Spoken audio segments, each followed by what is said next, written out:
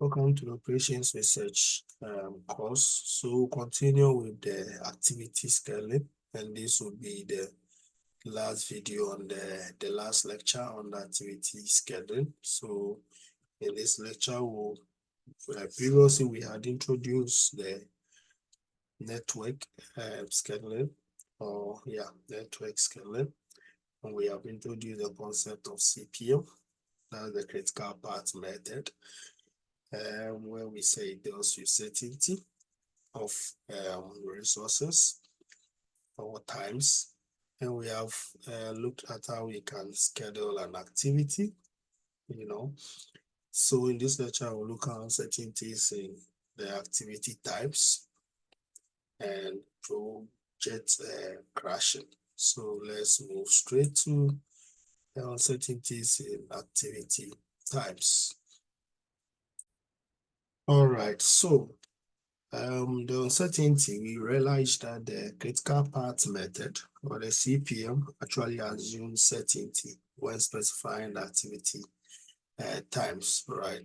However, in most of the real-time activities or real-time projects, the activity duration are actually based on estimates. So it is reasonable to associate uncertainty with activity time estimates, right?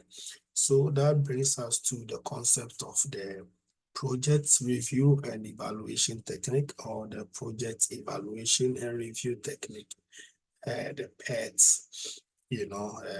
concept. So what PERT does is that it emphasizes that there are uncertainties in the activity duration, right? And we actually develop them for the purpose of solving problems, right, in let's say aerospace industries, particularly in research and in development programs as well, where we are not certain about the kind of activity that we'll be conducting to be able to achieve the results, the results, right? So there are a lot of uncertainties in this kind of projects, right? So the PERTs are usually used to define these activities in terms of probabilities, right? So the programs are subject to frequent changes, and as such, the time taken to complete the various activities are not certain, and they keep changing, or they are not standard, right? So this element has some uncertainty in it, right? And specifically, the PERT takes into account this aspect of the uncertainty. Now, it assumes that the activities and their network configuration have been well defined, but it allows for uncertainties in the activity types. And so the activity time becomes a random variable. Activity time becomes a random variable.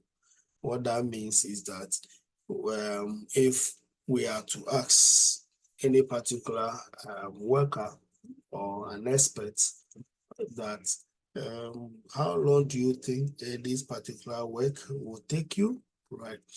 They may have several opinions in terms of from experience, right? They may suggest several durations that they think the activity will take, right? However, the engineer will have different idea, the former will have different, the worker will have different idea. In fact, any particular person who is doing the work based on his or a personal experience will have a different time that they think will be used, right? Or the activity will be completed, right? So we'll see that the time that most people give will be the most likely time, which is the MIG, right? The most likely time. So the PERT assumes three different estimates time duration. That is the optimistic time, that is the best case where we think that the activity can be completed, right? Then the pessimistic time, which is the worst case, Then the most likely, as we said previously, which will the averagely, the average case or the probable time that we think, or the best time that we think will be able to complete that particular activity, right? So what the most likely does is that is the best possible time estimate that a given activity would take, under normal conditions, which often exist, right? And the BIG is the best maximum time, that is the the pessimistic, where we think that in case we delay the project or in case certain things happen under adverse conditions or circumstances, right? This will be the best maximum time that the work will be completed. What usually we say the worst case, right, in complete the project. So what are some of the things that can occur? Maybe material supply did not arrive in time, there is non-cooperation of the workers in terms of striking, transportation arrangement not being effective, so it delays the project significantly, and therefore it becomes the maximum time that the activity can be completed, right? Then we have the optimistic time, which is actually the best minimum time, workers have been motivated, material supply have arrived in time, everything has been arranged on point, and therefore the minimum time that we can complete the activity. So based on the three estimates, right, for the activity, the expected duration of an activity or expected time of an activity as a weighted average of the three time as estimate can be obtained, right? So we can obtain this as using this expression, right? So this expression is actually based on the beta distribution, right? The beta distribution. So it's usually chosen because it's a reasonable approximation of the distribution of activity times, right? So the mean time completion of this activity is given by the optimistic and four of the most likely, and the pessimistic divided by 6. So for we have much value, much expectation for the most likely, we weight it with 4, and we'll go beyond. We'll not look at how this is proven, but when we look at the beta distribution, we should be able to deduce this, but that's on a high level. But the mean is usually the pessimistic time plus 4 of the most likely plus the optimistic time divided by 6, and that will give you the mean estimated time. All right, so with that, with knowledge, right, the standard deviation can also be obtained because it's a distribution, and it will be the tail ends, right? That's the pessimistic, which is the largest value in the system or the largest value that we think can be completed, and so subtracted by the optimistic, that's the minimum time divided by 6, and that's the standard deviation. So it gives you the spread. Then the variance is the square of the standard deviation, right? The square of the standard deviation. So for the conveyor project, right, we can reformulate the project in terms of the PERTs, right? In terms of the uncertainty, right? So therefore, the optimistic, most likely the optimistic times are estimated for each activity. So this table then gives the optimistic. So we can see that for the various activities A to M, we have the optimistic, the most likely, the pessimistic, right? So then we need to compute the mean time, the mean time, right, for this and the variance, and we'll be able to then use the mean time to construct or to solve this particular problem and to find the critical part and all those kind of analysis. So this is what you do. So you must first convert this into the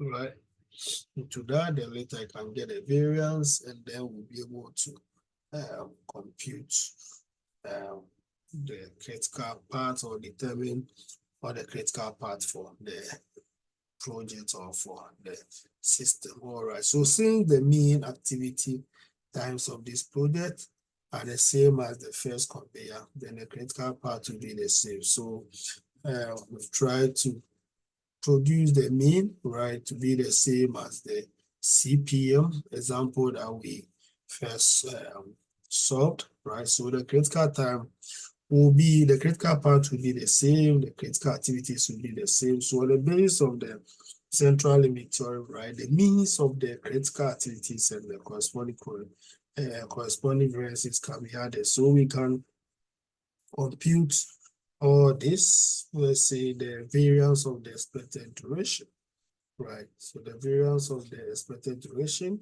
will just be the summation of the variance for the critical parts, right? So the variance of each for the critical part. So if the critical part is ADFG, so ADFG, so the summation will be that, that, that ADFG HKM. So this will be the summation.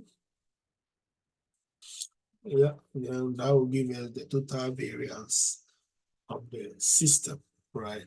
And if we have to calculate the standard deviation too, is the same thing. We can determine the standard deviation for each activity, and then we can get the standard deviation for the system, right? So so that is it for the PERT, right? So it's the same thing. However, we get much value when we rely on the PERT because we are able to get a standard deviation, we are able to get the variance, in the system, and then we know how the system works when we have the critical part, right? Now, when we talk about project crashing, right? Project crashing. So usually a project will be run and will be completed at the normal time, right? However, many circumstances, typically cause one or more activities to fall behind schedule, fall behind schedule. That means that there may be weather, there may be striking of workers, resources may be delayed, so it may therefore be very important to expedite some of the activities when we see that they are falling behind, right? And in doing that, we say that we crash the projects. Some of the activities to that were behind, right? So we crash them to be able to have them realigned on the schedule. So usually in crashing the projects, means that it's going to cost us more because we are going to reduce the normal pace of the project with a shorter pace or a speedy pace, right? So if that is done, right, then the critical parts will surely determine the project duration, as we know. And since the critical parts determine the project duration, then it will be more proper to concentrate on crashing the critical activities. So the critical parts, they they are the longest time, right? And they define the time that the project will be completed. And therefore, if you crash the activities, it means that you are reducing further the duration in completing the project, right? So the general procedure for crashing project activities whilst minimize the cost will be followed. So we'll look at the general procedure. So usually for us to crash any particular project, right, we need to determine the minimum project time and associated critical parts. So we first have to identify what minimum time can we complete this project, and also what are the critical activities in the critical parts, right?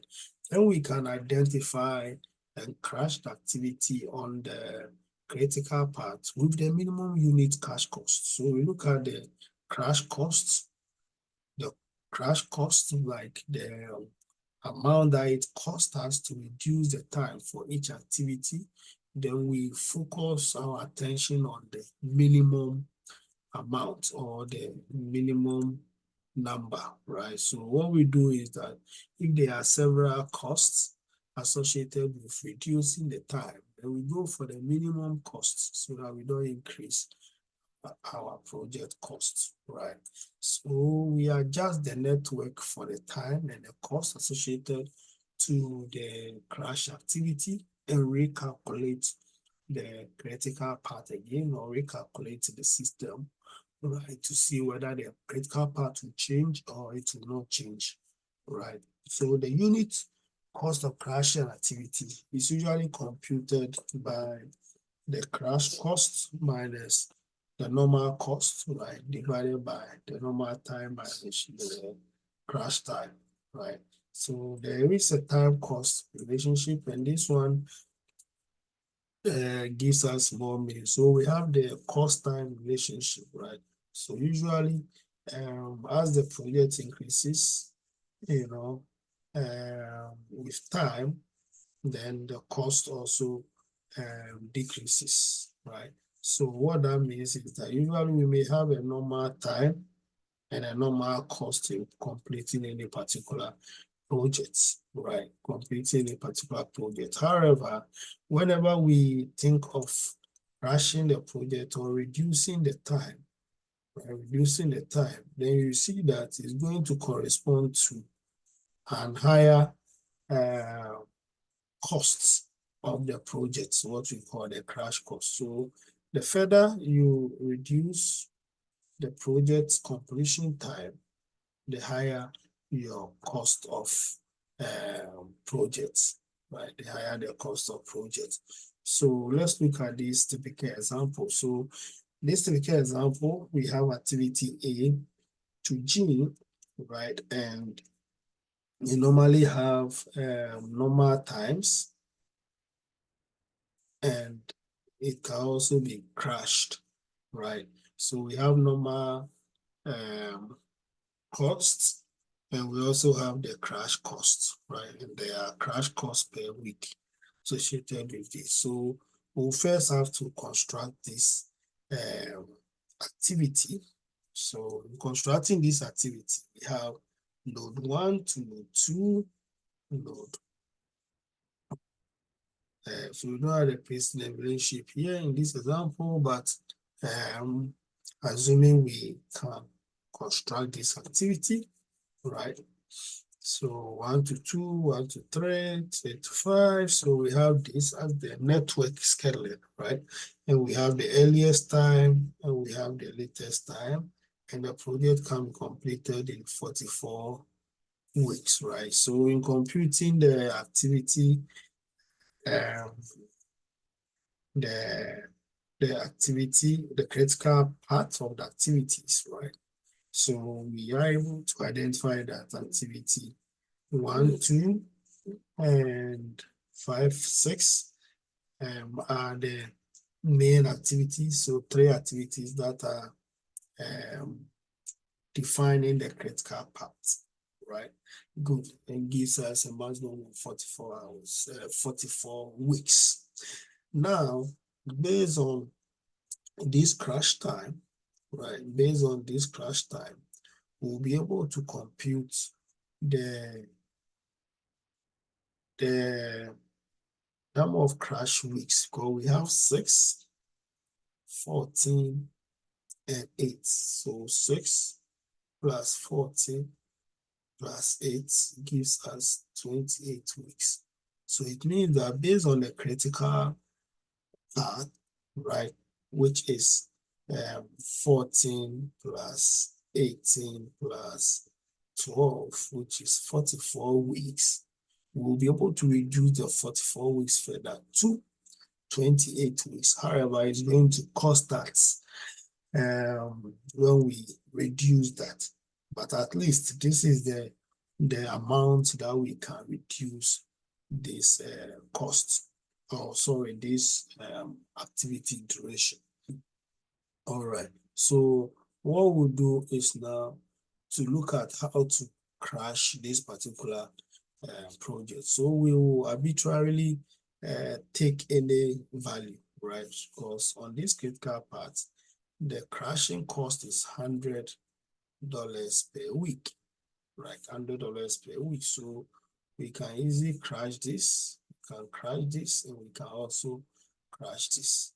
All right. So if we look at this scenario, right, where we arbitrarily crash the first activity, which is activity 1, right? It was 14 earlier on, so we are crashing it to 16 to 6. That's reducing the activity from 14 to 6. That means that we have reduced it by 8 weeks, right? So if we reduce by 8 weeks, and it costs us $100 per week, then it means that it's going to cost us $800 to crash the activity 1 to 2. All right, so when we crash activity 1 to 2, then we now recalculate the entire system again. When we calculate the entire system, we'll have our 01, 66, 24, 36. So the 44 weeks has now been reduced to 36 weeks, right? And the project, which initially was costing us 6,400, right? Now we've added extra 800 to it, and it's now going to cost us $7,200. So this is what it means, right? But we can still reduce this activity further, or this time 36 weeks further, because the maximum or the minimum we can crash the project is 28, right? Weeks is 28 weeks. So what if we crash this aspect arbitrarily again, right? If we should crash that aspect, you see that it's going to so before that, let's know that we now have critical parts. We now have 2 critical parts after crashing the first activity, right? From node 1 to node 2. We now have 2 critical parts, which is this, that, and also we have this, right? So we can easily crash this, which is obviously affecting both activities, right? So when we crash both, we realize that we're going to have is from 12 to 8, and that is 4. So there is extra $4, and that is $400, which is going to increase our 7,200 by 400. And if that is done, we're going to have 76, right? But now we are reducing the 36 by 4, and we are going to have 28, 32 weeks, right?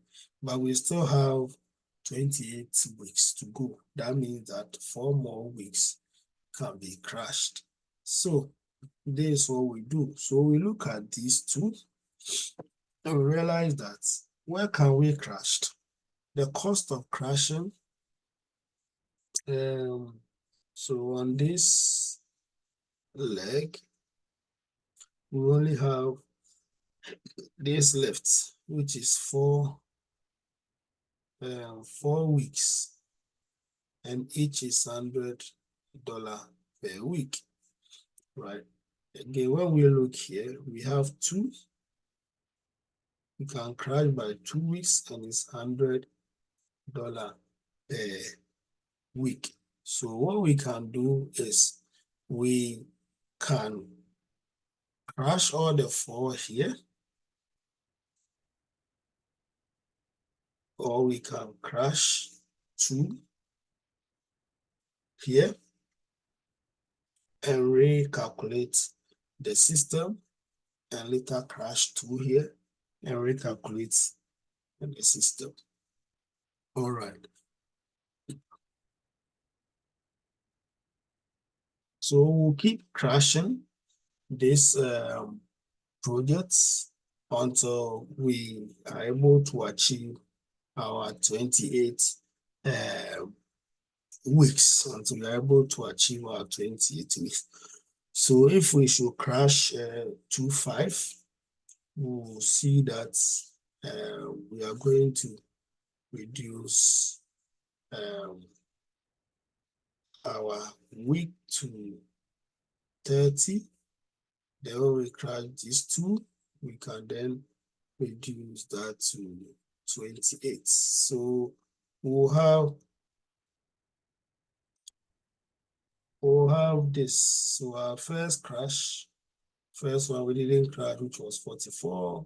And we crashed this to 36. We crashed that by 4 weeks to 32. We crashed 2.5 and 4.5 by 2 weeks each, and we can get 30.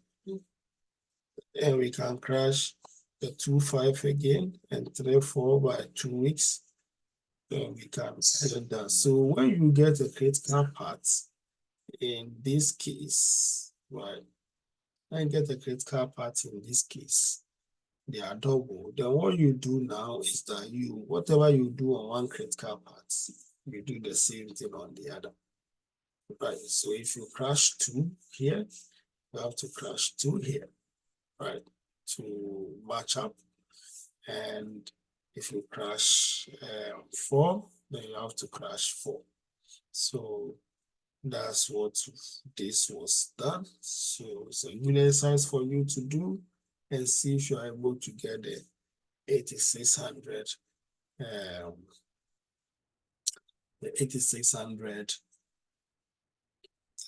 project crashing costs. That's after crashing by 28, it has increased from 7,200 to 8,600. All right. So if you are to look at the progress, you see that we started with a normal time of 44 weeks. Time is in weeks. So 44 weeks, and by the time we crash to 28, we are somewhere here by 86, right? So this is the curve of the cost project duration, and which indicates or shows the kind of crashing that is done. So this is basically the end of this lecture. So we have looked at activity scaling. We have looked at the critical path method in dealing with certainty of project duration. We have looked at the project evaluation review technique in dealing with uncertainties associated with project duration. And we have also considered how we can crash projects and reduce the completion time, but then it will increase the project cost. So thank you for being with me, and we hope to meet in the next lecture. Bye.